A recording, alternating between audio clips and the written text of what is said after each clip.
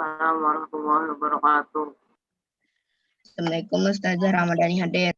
Ya, terima kasih Ramadhani. Alhamdulillah wa syukurillah. Assalatu wassalamu ala rasulillah wa ala alihi wa sahbihi wa man tabi'ahu bi ihsanin ila yaumiddin. La haula wa la quwata illa billah. Anak-anak saja, para santri kelas 7 yang dirahmati Allah.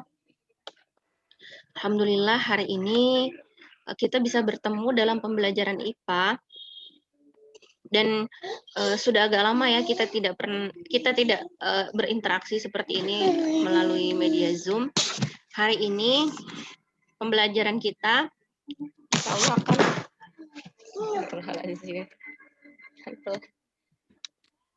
pembelajaran kita akan membahas beneran. Yan, ini nak, masih ayah nak. Pembelajaran kita akan membahas kisi-kisi saja ya, jadi tidak ada tugas nanti yang diberikan. Kita akan mempersiapkan untuk PAS pada pekan kedua nanti, Desember. Dan untuk PAS IPA tadi ada yang sudah menginformasikan, insya Allah nanti hari Kamis jadwalnya.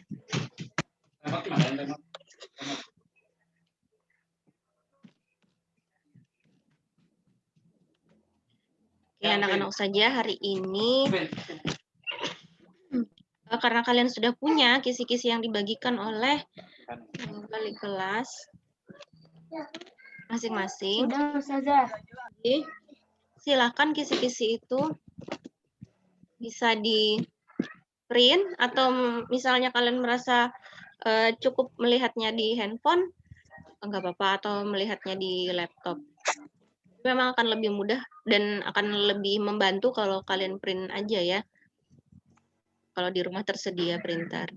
Atau kalau mau print di luar juga bisa. Akan lebih membantu seperti itu. Nah, kemudian untuk hari ini, Ustazah tadi sudah menyampaikan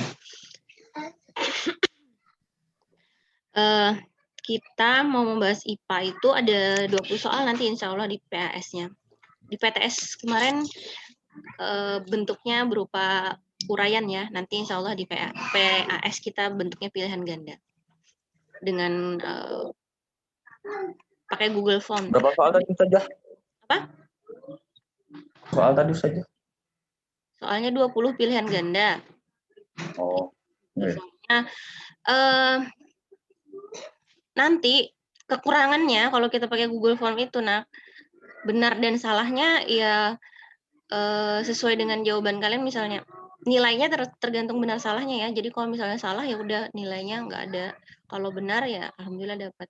Kalau yang lalu di PTS itu karena bentuk uraian, jadi kalau misalnya jawabannya masih kurang tepat, tapi Ustazah melihat ada penjelasan yang kalian berikan, tetap ada nilainya. Nah itu mungkin nanti kalau di PAS kita nggak bisa seperti itu. Jadi benar dan salah itu kalau benar nilainya ada, kalau salah ya 0, tidak ada nilai. Jadi untuk PAS nanti mudah-mudahan lebih dipersiapkan lagi ya.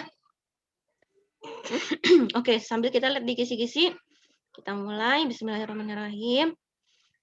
Kisi-kisi IPA ini, insya Allah nanti akan ada 20 soal, dan kita akan mengawalinya dari materi yang pertama tentang objek IPA dan pengamatannya. Tapi pada materi ini, kemarin kita hanya membahas tentang pengukuran. Jadi kita tidak membahas tentang, kalau di buku itu kan ada objek IPA, kemudian ada kalau yang di awal-awal penyelidikan IPA, itu kalau dulu di pembelajaran tatap muka kita ajarkan, tapi karena ini di pembelajaran daring, jadi itu saja lewati. Kita kemarin langsung ke pengukuran. Nah, coba diingat lagi nanti ya, pengertian dari pengukuran itu apa? Dan apa yang disebut dengan besaran? Karena tidak semua yang ada itu kita sebut sebagai besaran. Oh iya, kalau untuk ini apakah ada yang masih bingung tentang pengertian pengukuran dan besaran? Apa yang dimaksud mengukur? Apa yang dimaksud dengan besaran? Saya tidak menjelaskan ulang saja ya, kelamaan nanti. Nanti silahkan sambil dibuka-buka di buku paket semua ada materinya kok. Kalau mau lihat di GCR juga di materi-materi kita atau tugas-tugas kita juga boleh. Oke. Nggak ada yang bertanya? Nggak ada yang bingung dengan ini? Berarti cukup jelas ya. Oke, kemudian ada kisi-kisi yang kedua itu kita diminta menyebutkan macam-macam besaran pokok beserta satuannya. Ada berapa besaran pokok? 7. Iya, nah 7 besaran pokok itu dan apa saja satuannya. Itu nanti coba diingat-ingat ya. Oke, jadi anak-anak saja beruntung sekali kalian sekarang ini kalau mau ujian atau ulangan itu dikasih bantuan oleh gurunya. Ini bukan bocoran soal, karena nggak boleh ngasih bocoran soal, tapi ini sebagai petunjuk apa yang harus kalian pelajari ya. Jadi kalau udah dikasih kisi-kisi ini harusnya kalian bisa menjawab benar semua. Karena memang sudah dituntun belajarnya tentang apa. Nah, nanti kalian ingat lagi dan kalian pahami lagi tentang besaran pokok yang 7 itu. 7 aja kan? 7. Kemudian apa satuannya? Misalnya massa satuannya apa? Satuan internasionalnya ya. Kemudian selain besaran pokok juga ada besaran turunan. Nah, besaran turunan ini kemarin ada beberapa yang dijelaskan. Ada videonya juga saja kirim di GCR. Kemudian ada satuannya. Di buku kalian juga bisa nanti dilihat ya. Besaran turunan itu apa? Ada luas, volume, ada konsentrasi larutan. Nah, dan jangan lupa ingat kalau luas itu satuannya apa, Nak? Kalau volume satuannya apa? Kalau besaran turunan itu satuannya kan ada lebih dari satu ya. Karena dia ada gabungan dari besaran pokok. Misalnya kayak luas. Luas itu biasanya meter persegi. Karena dia biasanya kan panjang kali lebar. Nah, jadi satuannya meter persegi. Kalau volume, panjang kali lebar kali tinggi, jadi dia satuannya adalah meter kubik. Terus kalau konsentrasi larutan, dia kemarin cara mengetahuinya dengan membagi massa larutan per volume larutan. Jadi dia satuannya adalah bisa gram per mililiter, atau dia bisa gram per liter, gitu. Jadi itu yang perlu diingat-ingat juga ya. Kemudian apa lagi? Di sini ada menjelaskan perbandingan antara satuan baku dan tak baku. Nah, kalau kita menghitung dengan jengkal tangan ini termasuk satuan apa, Nak? 1 jengkal. Baku. Baku atau tidak baku? Tidak baku. Nah, Baku. tidak baku. Kalau kita pakai jengkal itu tidak baku. Kalau kita pakai penggaris, nggak ada nih penggarisnya. Itu satuan baku. Nah, apa yang membedakan antara itu? Nanti akan Baku tidak menggunakan benda sedangkan tidak baku tidak menggunakan benda sedangkan hitungan baku menggunakan benda. bendanya itu apa kita sebut? Disebutnya alat ukur ya. Alat ukur. Alat ukur, iya. Nah, dan ada lagi beberapa perbedaan lain. Nah, nanti ada seperti itu, satuan baku dan tidak baku. Terus pengukuran besaran dengan alat ukur yang dijumpai. Pengukuran besaran massa nih. Kalau massa biasanya kita pakai satuan apa? Kilogram ya. Kilogram, gram. Nah, nanti juga kalian pelajari bagaimana konversinya, Nak. Jadi misalnya 1 kilogram itu kalau dijadikan gram dia berapa? Kalau gram dijadikan kilogram berapa? Jadi konversi itu perubahan dari satuan massa itu. Sama juga nanti dengan waktu juga.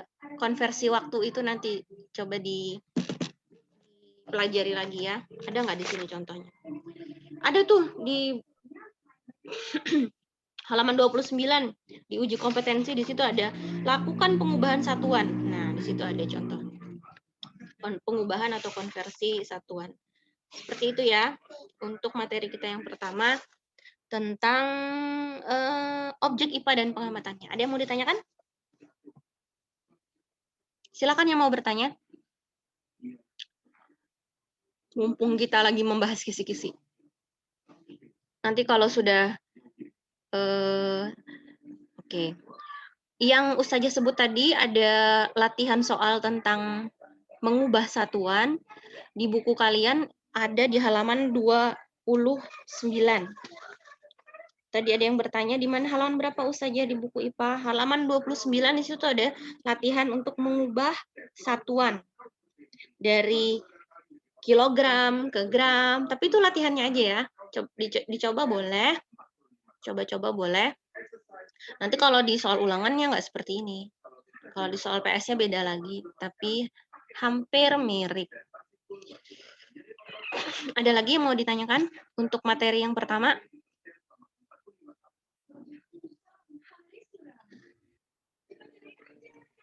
Kalau nggak ada yang bertanya, Ustazah teruskan ke materi yang kedua, klasifikasi makhluk hidup.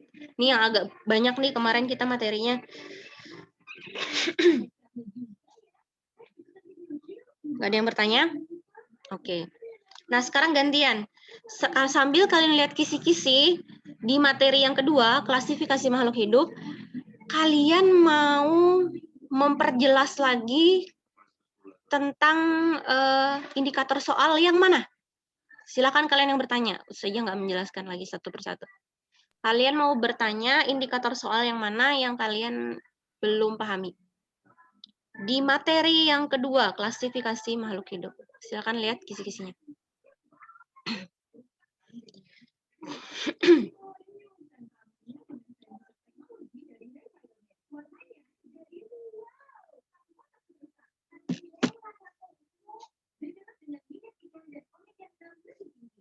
Ada nak? Yang mau ditanyakan? Udah ngerti semua indikator soalnya di situ maksudnya apa?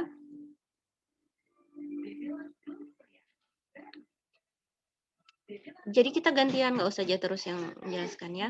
Alhamdulillah ada 54 orang. Ustazah tunggu ya, silakan yang mau bertanya. Indikator soal di materi yang kedua, klasifikasi makhluk hidup, apakah ada yang tidak dipahami di situ? Biar Ustazah jelaskan.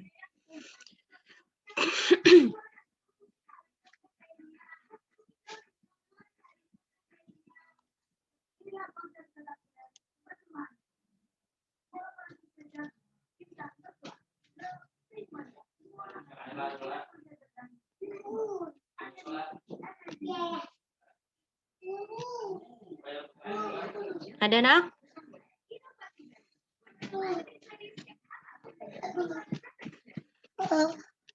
Ada di chat ya? Mimi. Iya, iya sayang.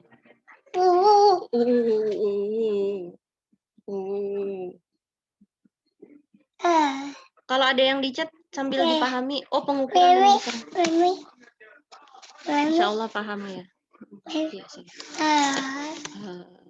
Umi lagi ngajar ya, kakaknya lagi belajar. Klasifikasi makhluk hidup, nak, ada yang mau ditanyakan? Dari indikator soal yang ada di situ, yang ada di kisi-kisi.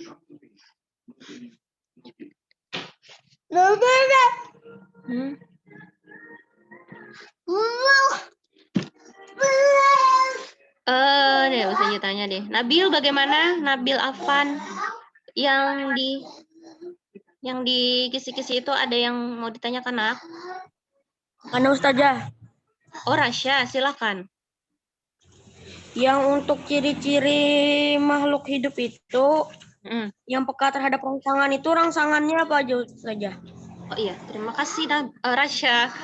Nah, rangsang yang dimaksud di situ macam-macam, bisa berupa sentuhan, ya, bisa berupa rangsang sentuhan, bisa berupa cahaya matahari, rangsangannya bisa berupa bahan kimia, peka terhadap rangsangan juga bisa peka terhadap bahan-bahan kimia tertentu, bahan kimia tertentu. Kalau peka terhadap tadi peka terhadap rangsang ya pertanyaannya. Misalnya kalau kalian lihat itu ada orang yang kesilauan terus dia menutup mata, itu karena datangnya rangsang cahaya berupa cahaya. Terus kalau ada pada tumbuhan rangsangannya berupa sentuhan, tumbuhan apa itu? Yang sangat Putri peka. malu. Iya, sangat peka terhadap rangsang. Dia disentuh dengan ujung jari kita aja, daunnya bisa menutup. Jadi sangat peka. Dan sebenarnya kalau pada tumbuhan banyak sih bentuk kepekaannya yang lain, tapi kadang kalau tumbuhan itu dia menunjukkannya dalam bentuk gerak yang sangat lambat. Kalau pada putri malu tadi contohnya dia cepat. Kemarin saja baru dari luar, dari ada ini wisata keluar, terus di sana saja menemukan tumbuhan putri malu. Saja coba, wah memang benar responnya cepat sekali, daunnya menutup, cuman disentuh sedikit. Ya, ada lagi yang mau ditanyakan? Terima kasih, Rasya.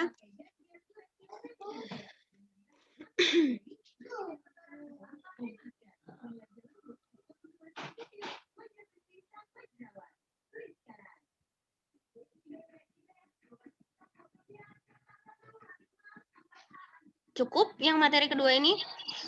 Sudah jelas? Jadi nanti kalian pelajari kembali tentang ciri-ciri makhluk hidup itu apa saja, bagaimana ciri-ciri makhluk hidup itu, misalnya bernapas, bagaimana pernapasannya. Kemudian dibedakan dengan benda tak hidup ya. Kalau benda tak hidup apakah juga memiliki ciri-ciri yang sama? Mungkin ada yang sama, tapi pasti ada perbedaan. Misalnya kalau kendaraan bermotor itu dia bisa bergerak, manusia, makhluk hidup juga bergerak, tapi kan beda.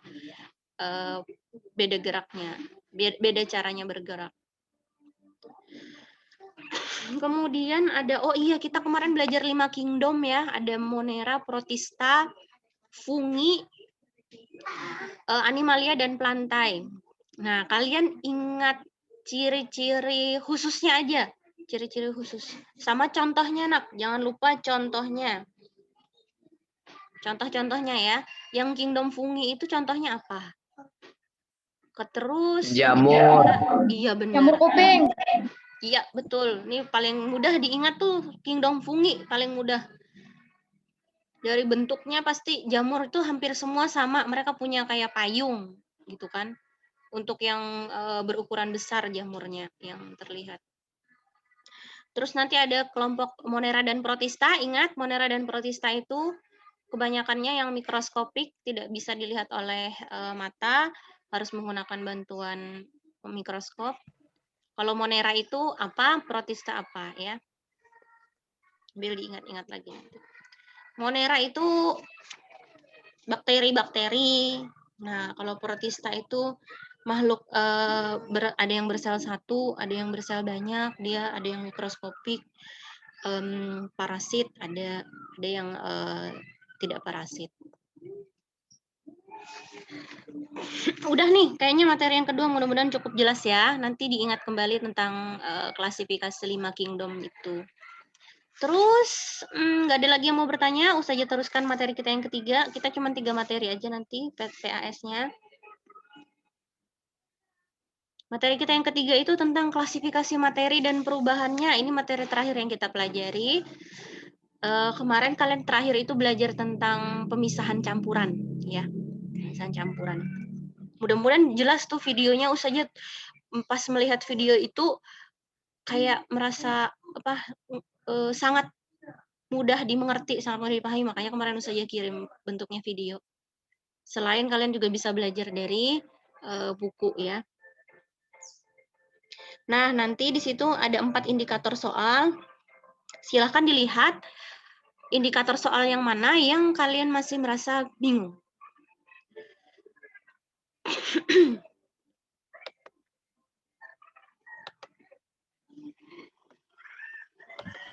Ustazah, Nggih, silahkan. Siapa nih? Rahadi. Iya, nak? nanti apakah di dalam soal PAS itu nanti ada kayak soal gambar-gambar gitu, kayak gambar bakteri atau menentukan untuk gambar-gambar segala tenan. Ada. Benar sekali, nak. Jadi nanti tidak semua soal ya, tapi sebagian besar soal itu akan memperlihatkan gambar. Selain gambar itu akan memperjelas soal yang saja berikan, gambar itu juga akan menjadi bahan soalnya, bahan pertanyaannya. Jadi sambil juga kalian kan di buku IPA ini juga kita banyak dibantu dengan ilustrasi gambar. Jadi sambil dikenali, terutama kalau kita mempelajarinya tentang klasifikasi makhluk hidup itu kan banyak contoh ya, banyak contoh makhluk hidup, contoh spesies jenisnya. Jadi sambil dilihat. Terus nanti di klasifikasi materi ini, kemarin kita ada materi tentang pemisahan campuran. Prosesnya itu, proses pemisahan campurannya. Sambil kalian lihat, ada di buku atau ada di video kemarin, bagaimana prosesnya, bagaimana cara pemisahan campurannya. Insyaallah juga ada. Terima kasih, Nak. Pertanyaannya bagus. Jadi bisa memperjelas lagi ya.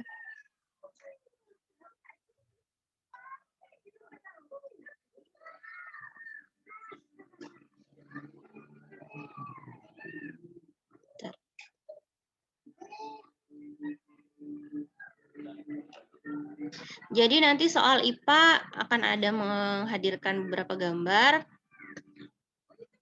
dan itu perlu kalian pahami nanti.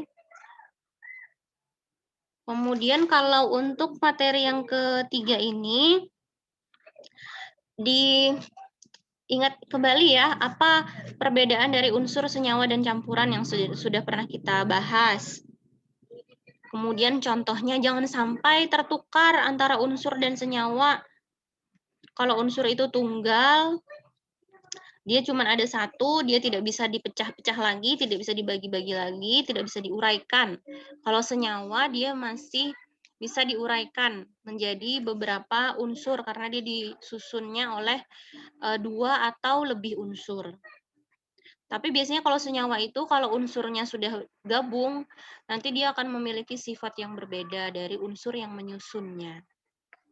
Nah, sementara kalau campuran itu kan gabungan juga dari beberapa senyawa. Kalau di campuran itu sifat senyawa yang menyusunnya masih nampak, masih kelihatan. Kayak misalnya campuran larutan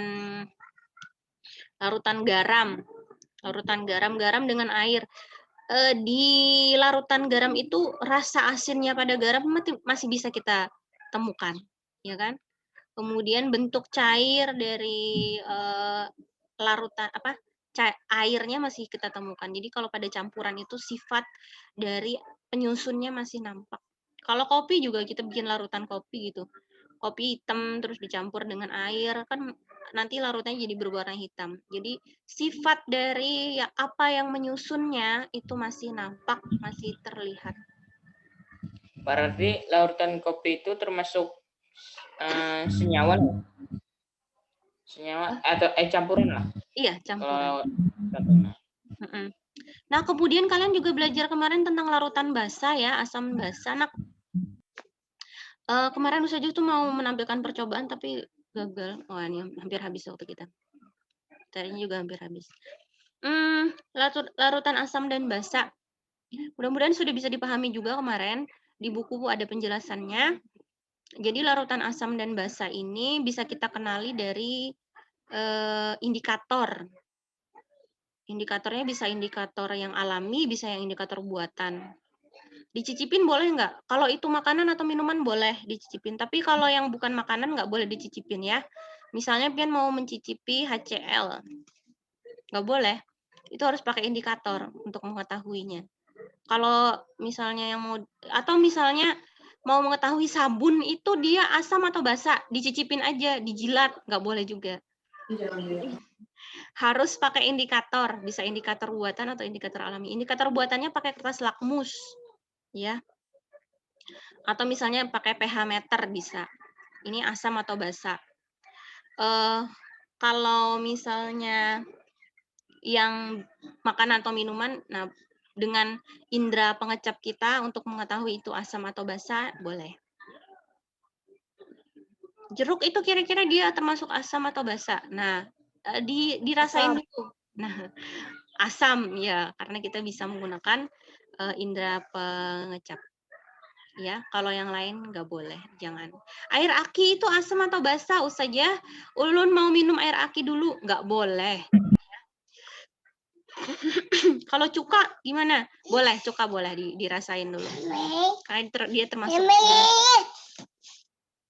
Iya. Habis dia. Bish. Lihat Ipin dulu. Gitu ya, Nak. Nanti ada juga itu tentang larutan asam basa. Larutan asam basa. Terus pemisahan campuran. Pemisahan campuran ya. Prosesnya kalian lihat lagi di buku itu ada prosesnya.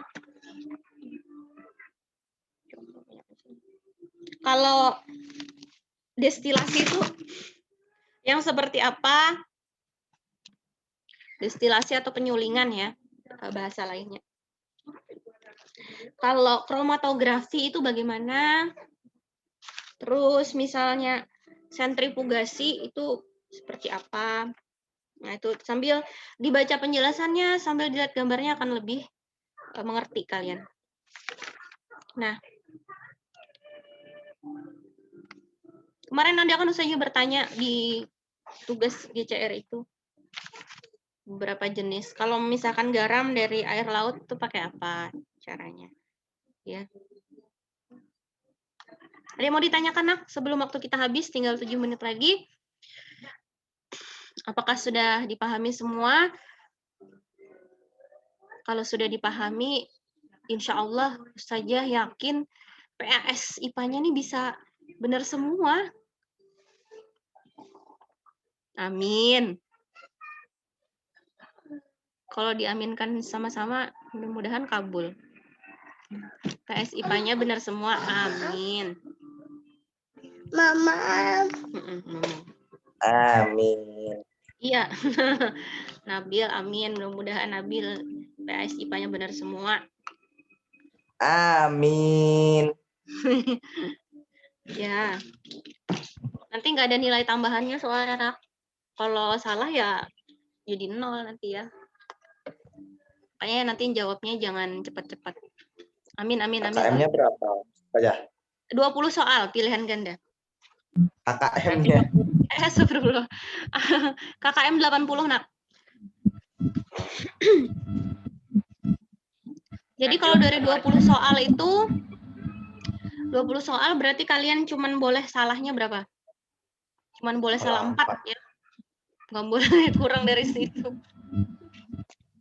Ustazah, Ya, silakan. Yang mau waktu bertanya. pengerjaannya berapa? Waktu pengerjaan soal keseluruhan. Kalau untuk IPS pelajaran. Nggak dibatasi. Misalnya harus 10 menit, misalnya kayak di quizzes kan, enggak. Jadi ya sebisa kalian, tapi cuman boleh 1 kali mengisi. Kalau misalnya Pilihan ganda semua. pilihan ganda semua. Kalau sudah diselesai dikirim, nggak bisa lagi diisi yang kedua kali. Jadi 1 soal itu baca dulu kira-kira 2 menit, nah terus jawabannya apa, nah baru dipilih, diklik jawabannya ya, biar nggak salah. Semakin sedikit soal berarti harus semakin sedikit salahnya. 20 soal aja cuman boleh salah 4 kalau mau tuntas. Mengenai pemisahan campuran, Nak, ada yang mau ditanyakan lagi kepada Ustazah? Kemarin terakhir materi kita itu pemisahan campuran. Cara-caranya, metode-metodenya.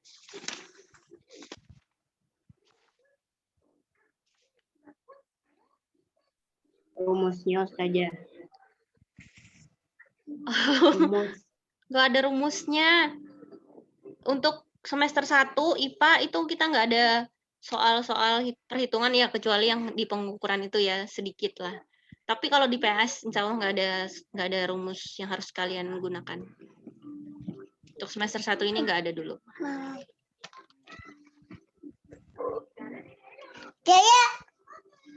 Iya. Oke, 20 soal. Kalau nulis nama terus tulis apa lagi?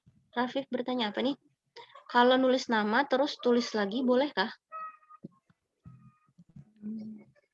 Nggak bisa, Nak. Jadi misalnya nih, ini pengalaman kakak kelas kalian kemarin ya, Ustazah kasih tahu bentar waktunya. Dia udah ngerjakan. Dia udah ngerjakan kan, dia pakai HP. Dia ngerjakan. Terus apa ya waktu itu dia salah apa gitu. Dia mau ngerjakan lagi nih di perangkatnya, di HP-nya. Nggak bisa dia membuka. Karena memang kalau pakai Google Form dibatasin kan, cuma 1 kali aja kita boleh ngisi. Waktu itu dia salah apa ya? Tapi dia salahnya tuh salah yang memang agak fatal. Jadi akhirnya Ustazah suruh dia kalau mau lagi mengakses, dia nggak selesai gitu. Ngerjain soal tuh sudah terkirim. Itu kan agak fatal dan boleh diperbaiki sih. Akhirnya dia harus pakai handphone lain, dia harus pakai akun lain, kayak gitu. Tapi nanti terekam kok. Wah ini si Dafa Hairullah 2 kali ngerjakan nih. Itu akan terekam di ini laporannya. 2 kali ngerjakan nih maksudnya apa? Kalau misalnya nggak ada beritanya, maka bisa dianggap curang nih. Kalau misalnya Dafa mengabari, Ustazah, ulun tadi ada kesalahan yang agak fatal, ini belum selesai, sudah terklik kirim misalnya. Baru jawab 10 soal udah terklik kirim. Wah, nanti kan nilainya jelek banget. Jadi akhirnya dia harus mengulang lagi dan itu boleh. Tapi jangan juga sengaja begitu ya. Harus seizin gurunya nanti kalau mau mengulang. Seizin panitia juga. Ya udah, ada lagi nggak yang mau ditanyakan waktu kita kurang lebih 1 menit aja lagi. Kalau tidak ada berarti bisa kita akhiri.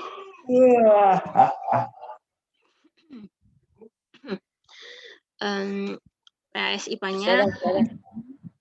Iya, siapa? Misalnya Silakan. nilainya kurang dari KKM, apakah bisa mengikuti namanya itu Remedial. soal ulang, Ustazah? Kayak jadi aturannya Nak kalau untuk PAS itu tidak ada remedial. Ya, tidak ada pengulangan, tidak ada memperbaiki lagi. Jadi khusus PAS ya. Itulah hasilnya. Makanya harus kalian siapkan benar-benar. Jadi tidak ada pengulangan, tidak ada perbaikan nilai untuk PAS. Ya. Nah, nanti kalau setelah ini masih mau tanya-tanya lagi dengan Ustazah silahkan. Pokoknya sebelum PAS IPA-nya, kalau mau bertanya boleh. Nah, waktu kita kurang dari 1 menit lagi, berarti harus Ustazah akhiri. Sekali lagi, mudah-mudahan nanti kalian semua dilancarkan dalam menjalani PAS, dan untuk IPA, semoga anak-anak Ustazah yang sudah belajar sungguh-sungguh nanti akan memperoleh hasil yang baik. Mudah-mudahan nanti semua juga mendapatkan nilai yang di atas KKM. Ya, Insya Allah soalnya juga tidak jauh dari kisi-kisi yang sudah Ustazah berikan. Silakan dipelajari dengan sebaik mungkin dan boleh nanti kalau ada yang mau ditanyakan kembali. Memang nilai bukan segala-galanya, tapi itu yang akan nanti menunjukkan hasil dari kesungguh-sungguhan kita. Ya, bukan anak yang paling pintar yang memperoleh hasil terbaik, tapi yang paling bersungguh-sungguh. Insya Allah itu Ustazah yakin.